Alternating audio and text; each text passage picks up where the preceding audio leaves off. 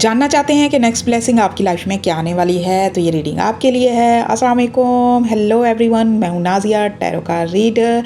तो देखते हैं नेक्स्ट ब्लेसिंग क्या आ रही है। How sweet, S of cup, so beautiful, बहुत खूबसूरत एनर्जी है। आपकी लाइफ में एक नई शुरुआत होने वाली है जो आपके दिल को खुशी से भर देगी। एक इमोशनल सेटिस्फेक्शन आने वाला है। ये जो भी नई शुरुआत है ना, ये आपके इमोशन से जुड़ी हुई भी लग रही है मुझे।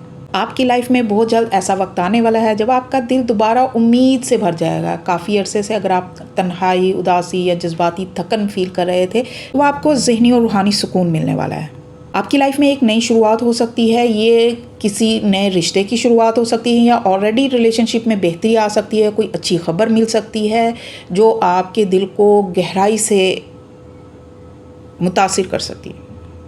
माज़ी की तलखियाँ ख़त्म होंगी, दिल की तकलीफ़ ख़त्म होते दिख रही है और हीलिंग आते हुए दिख रही है।